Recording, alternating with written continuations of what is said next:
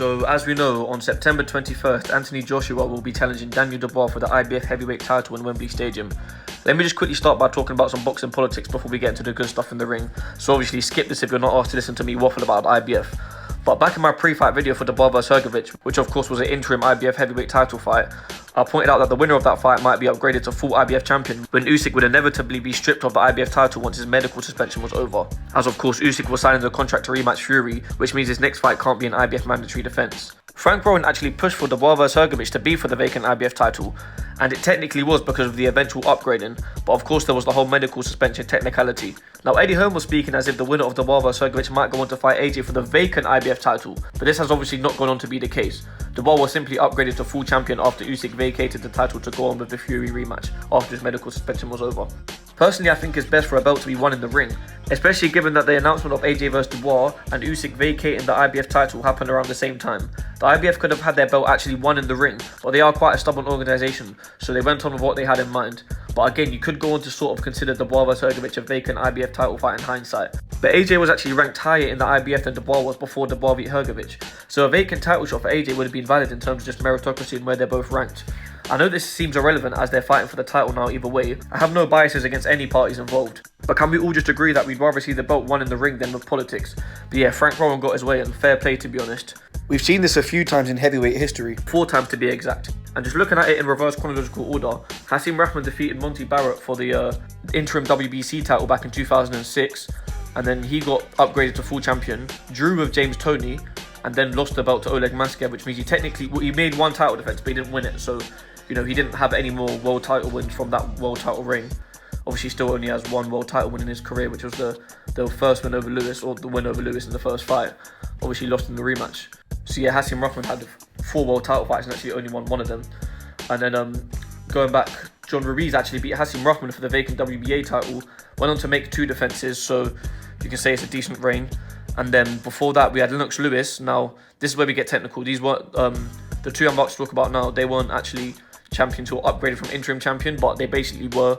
Maybe back then the interim title wasn't as much of a thing, but you know, he was mandatory to fight the winner of Bo vs Holyfield the first fight. He was basically WBC mandatory, I'm pretty sure, after beating Fraizer Roddock. And then obviously when Bo vacated the WBC title, which I've spoke about a few times on my channel now, Lennox Lewis was upgraded to, well, not upgraded, he was awarded the title. So basically he earned the title shot, didn't get it because the guy vacated, so was awarded the title, which is basically what's happened with Dubois. He earned the shot against Usyk, and then yeah, but it's all technicalities. And then obviously Lennox Lewis made 3 title defenses, so good reign.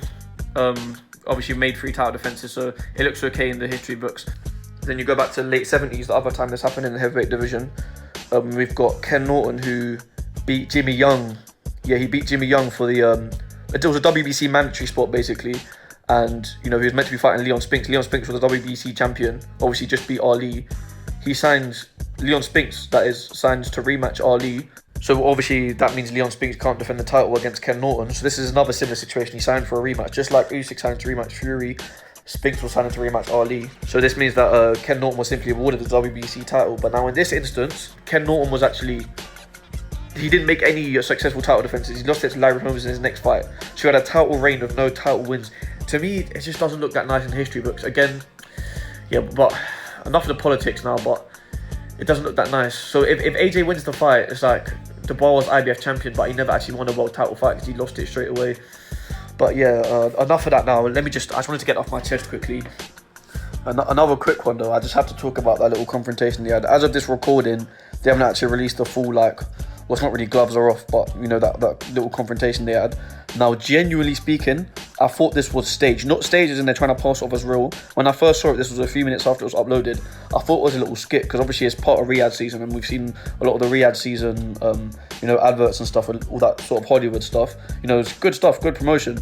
But the way it was shot, like the way the back setting was, you wouldn't usually see a boxing face-off, like, you know, when they face off at a table. I just call it gloves off, but obviously that's just Sky Sports brand, innit? But yeah, like the way the back setting was, like, at first I thought it was like a green screen. The way they were talking, the way Frank Warren and Eddie Hearn were like smiling, the way that they were talking, the way that AJ was like, "Hey, shut up!" Like, I thought it was like dialogue, like I thought it was planned out genuinely.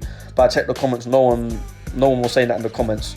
Everyone was acting like it was serious. No one was even saying that it was like forced on, or like fake but being passed off as real.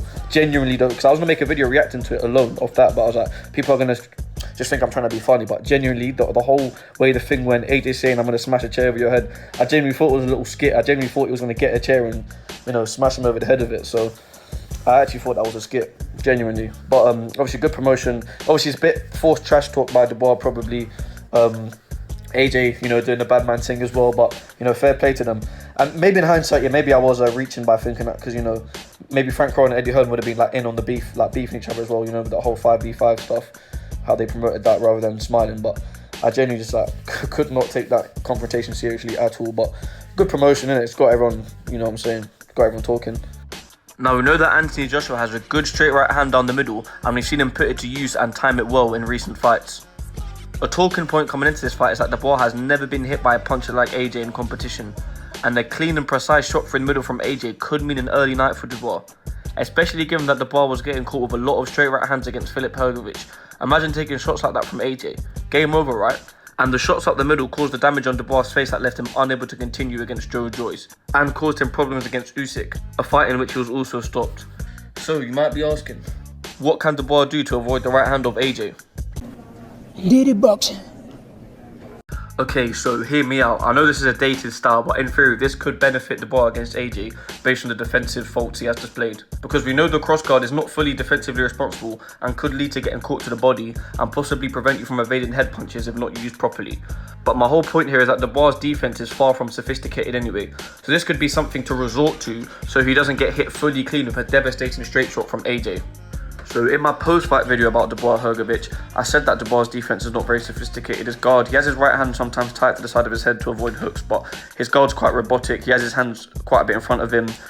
You know, he doesn't really like move his arms around when defending punches. Sometimes back straight back up after getting caught, which is not the one. Again, if you do that against AJ and your hands are not tight, you could get caught.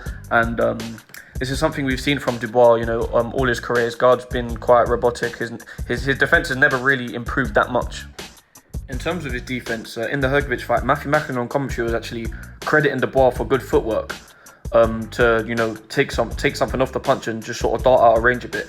And Hrgović does have the same reach as AJ, so it's a valid comparison. But the thing is with AJ is that he's way more explosive, and he fought Helenius, who's just about taller than him. And the one good right hand he did land in round 3, and the finishing shot, he showed the way he lunges in and just creates more range, and he's just more explosive. AJ's just way more explosive and dynamic than Hrgović. And a lot of the times Dubois would get caught with a shot, move out the way. You might not get that second chance against AJ, as I said. You know, it's fair to say he has more power than Hrgović, AJ does. And yes, Daniel Dubois shows that he knows how to move his head. But the thing is with this is that a lot of the time he'll get hit first, and then when the second shot comes, he'll move his head.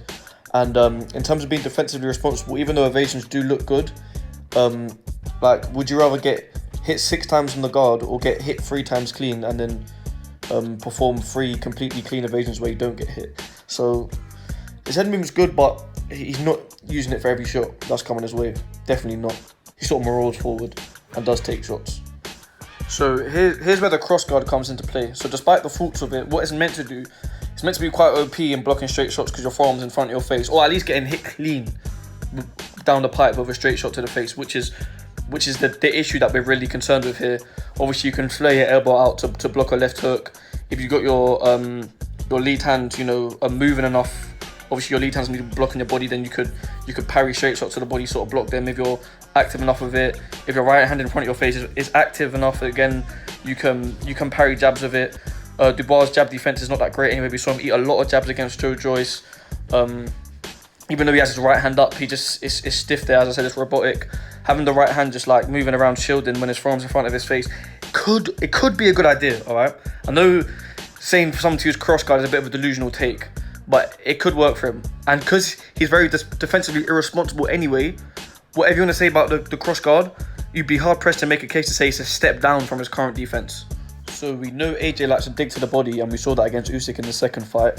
And, you know, maybe if someone's in front of him with a crossguard, you know, he might feel more inclined to want to dig to the body. You know, Dubois might not be, you know, be able to use it in a efficient enough style to block body shots with that left hand. But when used effectively, it can be used to block body shots. And just going back to my opinion that the crossguard, even if it did lead on to body shots, wouldn't be a step down from Dubois' the defense we've seen in recent fights, because he's not the best at defending body shots anyway. You saw him getting caught with some against Hrgovic. The way his arms are positioned are not the best, as I said, for blocking body shots. And another factor is that, look, I've seen every AJ fight, but again, maybe my memory's not great, but as far as I remember, AJ's never faced someone with a cross guard. And having the left hand there in front of the body like that, shielded, it's not very inviting to throw the body shot. When AJ was fighting Usyk's guard was like, he's got a fairly high guard. It's quite inviting to throw body shots on a guard like Usyk. On a cross guard, it's not that inviting. And as I said, AJ hasn't faced off against anyone that heavily uses cross guard to my knowledge. And the other potential drawback is that Dubois is a good jabber. He's a good jabber. And people are going to say, like it's hard, which is true. It's harder to jab out of a cross guard. Of course, your arm's in that position, but it's not a position you constantly take. And especially for Dubois, if in theory he was to use it against AJ, a style he's never used before, you wouldn't want to see him like that constantly. Of course, you want to see him like that 20% of the time. I'm definitely not comparing him to Joe Fraizer, but obviously Joe Fraser is probably one of the most famous fighters to use it, and again in the first fight against Ali. But if you watch the full fight, there's really a lot of the time where he's not like that.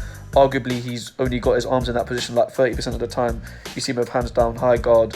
But it's something to resort to. Now, in terms of it being something to resort to, this brings me to another point. It's a comfort thing, right? So, why is that relevant? Dubois, he doesn't want to be in the ring comfortable against AJ, but he has his little habits of backing straight up and stuff. These are comfort things, even though he gets caught when he does it. But like in his last two performances, he was getting hit by Miller, he was getting hit by Hrgovic, but he won both fights. He showed more heart. We know he's got a decent chin, but he showed more heart.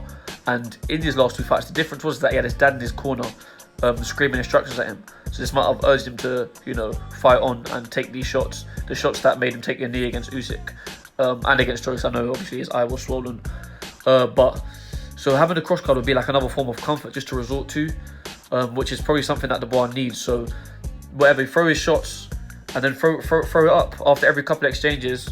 Throw the cross guard up just so he doesn't eat a massive right hand from AJ. Because going back to what I said about habits, Dubois backs straight up with his guard not tight to return shots that he knows are coming to him and still gets hit. Yeah, him moving back might take some off the shot, but again, what I said earlier about AJ, he might find that shot. If Dubois lands something on him that AJ blocks and Dubois goes straight back, the right hand coming back from AJ, it might be the end of days for Dubois. So if he just threw up his left hand to shield his face, so his right hand to shield his face, his right forearm, he's not going to get flattened out. I do want to quickly mention that obviously Daniel Dubois is trained by Don Charles, and Don Charles obviously formerly trained Derek Chisora, and we did see Derek Chisora employ this strategy sometimes under Don Charles. How effectively that is up for debate, but the thing is that there's no guarantee that Don Charles taught him this style. There's a very good chance, that Derek Chisora might have just been sitting there watching old Joe Fraser fights and just created it as a habit, developed it as a habit, which, that would actually be quite based from Chisora. But I'm not going to really hone in on the Don Charles thing too much because, there's no proof to say that he actually taught Chisora that. People have habits in boxing. Same thing with Daniel Dubois backing straight up. I don't know if that's something Don Charles taught him or if it's just a habit of his own, probably the latter. In terms of a counterpunch opportunity, this is a bit of a reach, but people are saying that AJ of recent, we've seen him go for it more, go for more of the follow-up shots, try and get someone out of there. But it was originally the first fight with Ruiz that made him tentative to do this. Now, if Dubois stands in front of AJ, with his guard not tight, he could get really hurt. But if he stands in front of him with that cross guard I talk about, right forearm blocks the right hand from AJ, but the connection is good enough for AJ to think he can follow up. AJ might step on the gas, and then Dubois could possibly counter him with a big hook. It's a reach, I'm throwing it out there, but that is a potential counter opportunity it could throw because it's very inviting. So if AJ tries to tee off on Dubois just standing there with a cross guard up, AJ could leave himself possibly open for a counter. I know Dubois is the open one here, but that could be the case. As I said, a bit of a reach, but that could be the case. So yeah, this one's just a bit off the dome here, but I'm just saying in theory that the cross guard is a way that Dubois will be able to avoid getting knocked out by AJ. Not predicting he's going to use this, not saying he should start training it now, but I'm saying in theory, if you had to tell me one thing that I think he could carry out that's fairly simple to do, is to use that cross guard when he finishes his exchanges instead of darting back out of range. He eats shots, he takes shots to give shots as well. It's a risky fight for Dubois, coming into this, it's hard to not see AJ knocking him out. I know Dubois showed a chin, but he hasn't faced anyone with a power like AJ. But yeah, it's just a theory. But again, I am a casual. It is a bit of a delusional take saying he should use cross guard. He's never used it before. But yeah, it's just in theory. So you guys let me know in the comments what else he should do to defend himself, or if you actually think he has a chin to take the shots of AJ. How you think he should fight. You know, leave your predictions for the fight down below. Let me know in the comments what you think about their sparring rumors, if that will play into account. Let me know what you think about their little confrontation. Again, as of this recording, the full thing hasn't been released yet. You know, they nearly had a little pull and a push. Just